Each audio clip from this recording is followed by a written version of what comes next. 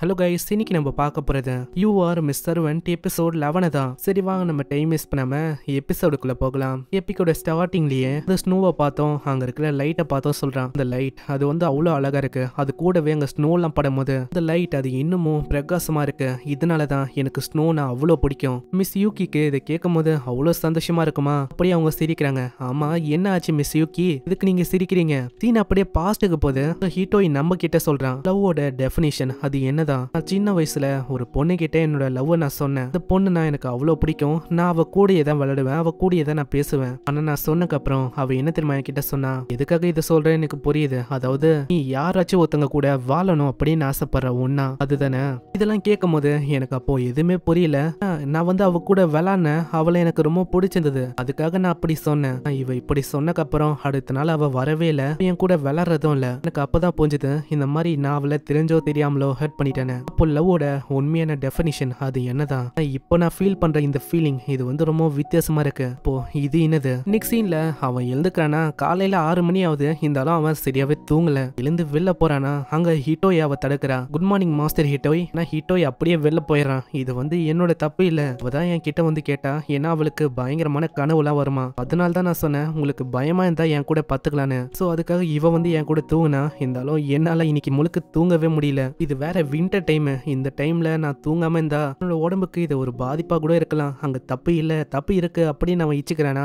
யூகியும் வந்து கேக்குறாங்க, ஆமா என்ன ஆச்சு மாஸ்டர் ஹிட்டோய்? இது ஒண்ணும் இல்ல, நான் மூஞ்சி கழுவ போறேன். மூஞ்ச கழுவும் போதும் அதே விஷயத்த தான் அவன் யோசிக்கிறான், நான் பண்றது சரிதானா, என்னோட ஃபீலிங்ஸ் அது தெரிய வந்தா இவங்களோட பதில் அது வந்து என்னவா இருக்கும். நான் அந்த பொண்ணுக்கு அது ஹர்ட் ஆச்சு இல்ல, என்னோட ஃபீலிங்ஸ் வந்து தெரியக்கூடாது. நெக்ஸ்ட் சீன்ல அங்க மிஸ் யூகியை காட்டுறாங்க. மிஸ் யூகியும் அங்க இருக்க ஃப்ளோரை சுத்தமா கிளீன் பண்றாங்க. பரவாயில்ல, இன்னைக்கு வந்து என்னோட 2வது வாட்டி இந்த ஃப்ளோரை கிளீன் பண்றது. வாட்டி நான் அற்புதமா பண்ணிட்டேன், போன வாட்டி மாதிரிலாம் எதுவும் ஆகல. ஸோ இதை ஒண்டி மாஸ்டர் ஹிட்டோய் பார்த்தா கண்டிப்பா நான் பாராட்டுவாங்க. அங்க சைட்லயே மோச்சிட்டாரவும் அங்க இருக்க துணியை பார்க்கமா. சீன்ல ஹிட்டோய் வரான், அங்க ஒரே சவுண்டா இருக்கு. மோச்சிட்டாரோ திரும்ப பழையபடி எல்லாத்தையுமே அழுக்காக்கி விட்டுச்சு. நான் நினைச்சேன் இது வந்து பழையபடி தான் இருக்கு, அதாவது நீங்க மாறவே இல்லை. அங்க ஹிட்டோயும் சொல்றான், யூகி காலையிலேயே பாத்ரூமை கிளீன் பண்ணிட்டேன், போய் குளிங்க. ஹிட்டோய் நல்லா பார்க்கும் போது தான் தெரியுது அவங்களோட ட்ரெஸ் எல்லாம் ஒரு மாதிரி நனைஞ்சு போயிருக்கு. இதனால ஹிட்டோயும் அங்க ரொம்ப வெக்கப்படுறான். மாஸ்டர் ஹிட்டோய் என்ன ஆச்சு? இல்ல இல்ல நான் வந்து தனியா சூடு பண்ண போறேன். ஆனா அங்க போயும் இதே விஷயத்தை தான் யோசிக்கிறான். அவனால நிறுத்தவே முடியல. ஒரு சைடு இந்த மாதிரி ஃபீலிங்ஸை வெளிப்படுத்தினா அவ்வளவுதான் இவன் திரும்ப லோன்லி ஆயிடுவான் அப்படின்னு ரொம்ப பயப்படுறான். இன்னொரு சைடு நான் இதெல்லாம் வேணாம் அப்படின்னு நான் தடுக்க பாக்குறேன், இருந்தாலும் என்னால பண்ண முடியல.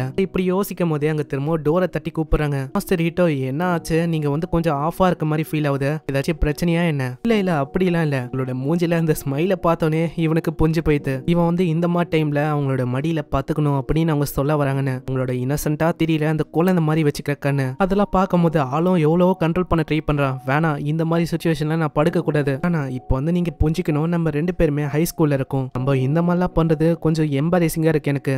எனக்கு புரியுது மாஸ்டர் ஹிட்டோய், உங்களுக்கு போர் அடிக்குது அதுதானே. என் மேல படுத்து ஏமாதான் எத்தனை வருஷம் கடந்து போனாலும் நான் வந்து எப்பயுமே ஃபெயில் தான் இருக்கேன். என்னால வைக்கிற என்னோட இலக்கை அடைய முடியல, நான் வந்து தோத்து தான் போயின்னு இருக்கேன். அப்படியே அவங்க அழுவ ஆரம்பிக்கிறாங்களா. அழுவும் போதே சொல்றாங்க, எனக்கு தெரியல என்னோட கண்ணிலிருந்து கண்ணீராவது, எனக்கு ஒரு மாதிரி வாமாவும் ஃபீல் ஆகுது, என்னால கண்ட்ரோல் பண்ண முடியல. இந்த மாதிரி சுச்சுவேஷன்ல நான் என்ன பண்றது? உங்களை வேற நான் அழுவ வச்சுட்டேன், இப்போ நான் ஏதாச்சும் ஒன்று பண்ணணுமே. நான் எப்படி பார்த்தாலும் இந்த மாதிரி சுச்சுவேஷன்ல என்னால அவங்க மேல படுக்க முடியாது. அதே டைம்ல இது வந்து என்னோட தப்பும் இல்ல, நான் என்ன பண்றது? நீங்க வந்து என்ன பண்ணுங்க, குளிச்சா அது கரெக்டா இருக்கும். சரி நான் வந்து அதே மாதிரி பண்றேன். அட நான் வந்து எதுக்கு இப்போ குளிக்கிறத பத்தி சொன்னேன், நான் வந்து இந்த மாதிரி சொல்லியிருக்க கூடாது, எதுக்கு நான் அதை பத்தி பேசினேன், அதனால ஆளும் கஷ்டப்படுறானா. அதே மாதிரி தான் அவங்களும் அழுதுன்னு இருக்காங்க. நெக்ஸ்ட் சீன்ல ஹிட்டோய் சொல்றான், அன்னிலேருந்தே இப்படிதான். அங்க ஹிட்டோயும் கேட்கறான், மிஸ் யூகி இங்க ரேடிஷா வாங்க மறந்துட்டீங்களா என்ன? சரி விடுங்க, அது அவளுக்கும் பிரச்சனை இல்ல, உங்களை பார்த்தா அவங்க கண்ணீரா விடுறாங்க, என்னை மன்னிச்சிருங்க நான் வந்து மன்னிப்பு கேட்கறேன். இதே மாதிரி தான் ஒரு சுச்சுவேஷன்லயும் அவங்க அழுகுறாங்க. எப்பெல்லாம் அவங்கள பாக்குறனோ அப்பெல்லாம் என்ன மன்னிச்சிருங்க அப்படின்னு சொல்லுவாங்க. கிளீன் பண்ணும்போது அங்க பூனை சண்டை போடுமா, அதை பார்த்து அவங்க மன்னிப்பு கேட்பாங்க. இந்த மாதிரி தான் மிஸ் யூகி சின்ன விஷயத்துக்கு மன்னிப்பு கேட்டு அழுவ ஆரம்பிப்பாங்க. நானும் எவ்வளவு சொன்னேன், மிஸ் யூகி இது வந்து உங்களோட தப்பு இல்ல, இது மாறவே இல்லை, ஆனா ஒரே ஒரு விஷயத்த என்னால மறுக்க முடியல, ஒரு மாதிரி பயங்கரமான கனவு வருமா, சோ என் கூடயே தான் அவங்க தூங்குவாங்க. என்ன பிரச்சனைனா என்னால சரியா தூங்க முடியாது. இந்த டைம்ல நான் வந்து வெளியில தூங்குற மாதிரி இருக்கும். நெக்ஸ்ட் சீன்ல அவங்க கிளீன் பண்ணிட்டு வெளில வருவாங்களா. அங்க லெட்டர்ல அவன் ஒரு விஷயத்த எழுதி வச்சிருக்கான், நான் கூடிய சீக்கிரத்துல வரேன், நான் கொஞ்சம் வெளியில போயிருக்கேன். சீன்ல அவங்க மோச்சிட்டார கூப்பிட்டு மார்க்கெட்டுக்கு போவாங்களா. இது எல்லாமே ரொம்ப டிஃப்ரெண்டா இருக்கும். ஏன்னா இயர் எண்டுல சோ மக்கள் எல்லாருமே ஒரு மாதிரி பரபரப்பா இருக்காங்க. நெக்ஸ்ட் சீன்ல அவ பீஃப் வாங்கிட்டு வீட்டுக்கு வரலாம். ஹீட்டோயும் சொல்றான், நான் உனக்கு பிடிச்ச டிஷ் நான் செஞ்சிருக்கேன், அந்த டிஷ்லயும் பீஃப் தான். இதை பார்த்தோன்னே அவ ஓன் அழுறா. ஏன்னா அவ வாங்கின பொருள் பொருளும் பீஃப் தான். ஆனா ஹிட்டோய் சமைச்சது அவன் வாங்கின பீஃப்ல. நீங்க கவலைப்படாதீங்க மிஸ் யூகி, ஏன்னா நீங்க வாங்கின பீஃப் வந்து வேற, நான் வாங்கினது வேற. நான் பீஸ் பீஸா வாங்கினேன், நீங்க ஒரு மொத்த பீஃபையே வாங்கிட்டு வந்துட்டீங்க. இதுக்கப்புறம் அவன் நல்லா அதை சமைச்சு தரானா, அதை சாப்பிடும் போதும் அது அவ்வளோ ருசியா இருக்கு. அதை சாப்பிடும் போதும் அவங்க அழுகுறாங்க. நான் வந்து ஏதாச்சும் ஒன்று பண்ணணும், அதாவது நான் திரும்ப அவங்கள அழுவ வச்சுனே இருக்கேன். நாளைக்கு நியூ இயர், நாளைக்கு வேற எங்க அப்பா வராரு.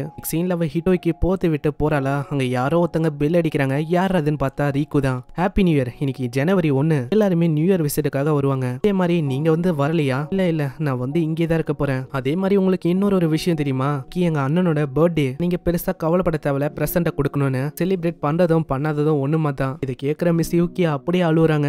எனக்கு வந்து தெரியாம போயிடுச்சு, மாஸ்டர் ஹிட்டோயோட பர்த்டே இன்னைக்கு தானே, நான் வந்து அது கூட தெரியாம இருக்கேன்.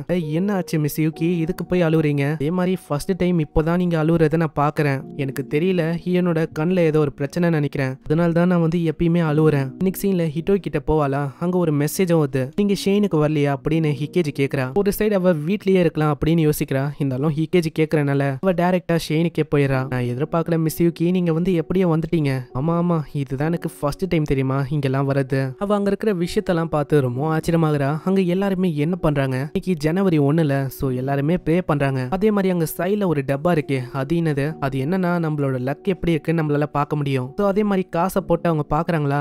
யூகி அதை பார்த்தோன்னே அழுவ ஆரம்பிச்சாங்க. அம்மா என்ன ஆச்சு, எதுக்கு நீங்க அழுவுறீங்க? அதுவா, என்னோட பேப்பர்ல எனக்கு தொலைஞ்சு போன விஷயம், அது கிடைக்காது அப்படின்னு போட்டிருக்கு. அதே மாதிரி தான் மாஸ்டர் ஹிட்டோயும் இப்போ ரீசெண்டா அவரோட ஆட்டிடியூடே சரியில்லை, அவர் அப்படியே சேஞ்ச் ஆயிட்டாரு. கொஞ்ச நாளாவே அவர் கொஞ்சம் டிஸ்டன்ஸை மெயின்டைன் பண்றாரு. அவர் இதே மாதிரி பண்ணாருன்னா அவருக்கு என்னோட தேவை கண்டிப்பா இருக்காது, அவர் என்னை விட்டு போயிடுவாரு, அவருக்கு என்னோட நீடும் இருக்காது. அதுக்கப்புறம் நான் என்ன பண்ணுவேன்? இப்படியே இவங்க அழுகுறாங்களா. இப்பதான் அவ ஒரு விஷயத்தையே சொல்றா. அழுகுறது அது ஒன்னும் அவ்வளவு பெரிய கெட்ட விஷயம் இல்ல. எனக்கு இப்பதான் ஒரு விஷயம் ஞாபகம், நானும் நிறையவே அழுதுருக்கேன் தெரியுமா. எப்போனா எங்க அம்மா இறந்து போனப்ப கேட்ட உடனே மிஸ் யூகி இன்னமும் பயங்கரமா அழுகுறாங்க. மிஸ் யூகி நீங்க அழுகணும்னு சொல்லி நான் இதை சொல்லல.